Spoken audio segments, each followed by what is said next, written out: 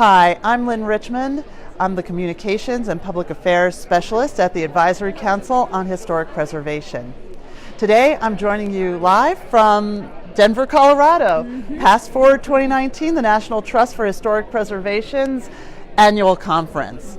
Joining me today are Amy Webb, the National Trust's Hope Crew Interim Director, and Molly Baker, the Hope Crew Manager. And thank you so much for joining us today and taking time out of the conference, which has been wonderful so far. Wonderful. I'm so pleased. Second year just completed of a joint program that we've done with the National Trust, Hope Crew, and the National Park Service, Touching History, Preservation and Practice. And it was delightful. The students were really excellent. It's a program that engages historically Black colleges and universities architecture students in historic preservation. And the National Trust has a major portion of this project working with the Hope Crew. The students worked with the Hope Crew. So first of all, Molly, tell us, what is the Hope Crew? Sure, I'd love to. Well, first of all, it's an acronym for Hands-On Preservation Experience, and that's what we offer. We give participants a taste of preservation through engaging them in the activities that are preservation trades oriented. In particular, we focus the program on opening that opportunity to a younger, more diverse audience. And through that, we've been able to engage with over 750 participants. We've worked on numerous projects across the country, in the U.S. Virgin Islands as well. Also worked with about 3,500 volunteers, and it's just been an exciting way to introduce people to preservation and hopefully put the next generation of trades experts into the field. I had the privilege of seeing the projects that you worked on with the Touching History students.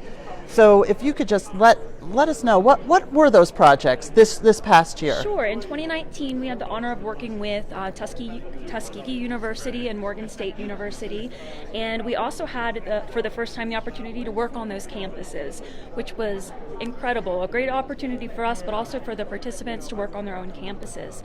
At MSU, we were able to work at the Memorial Chapel doing window restoration work, and at Tuskegee, we also did window restoration work on their Wilcox B building.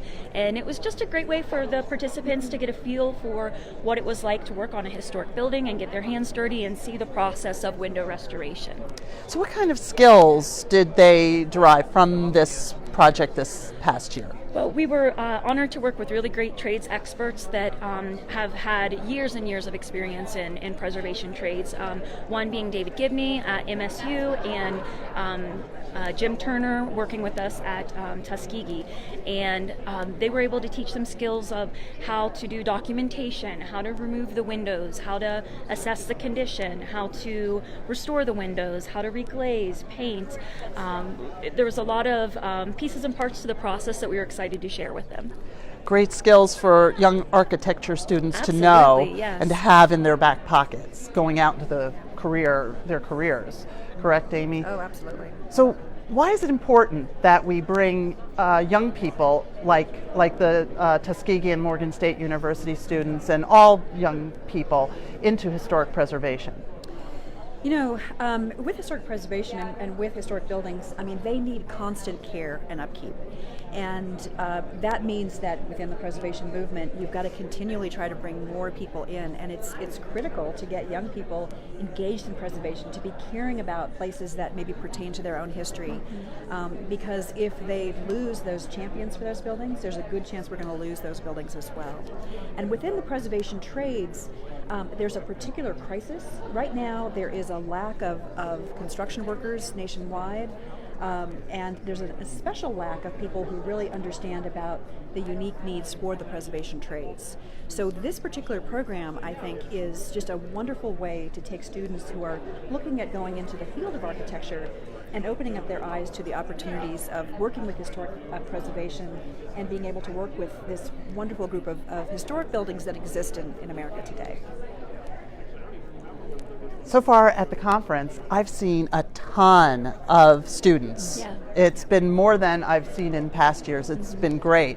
So tell me, what can students get from coming to this conference? Well, it's a wonderful networking opportunity. There are a variety of backgrounds of people that come together for the preservation workshops and talks. And just today, actually, I attended one on shaping your career in preservation. And the panel was anywhere from developers to preservation architects to those working for the Park Service, other nonprofits. And it was a great array of backgrounds that brought them to preservation. And I think that's really important for students to see and to use to maybe shape their careers going forward. That is great. Well, Amy, Molly, thank you so much for joining us today. Live from Denver, Colorado, I'm Lynne Richmond.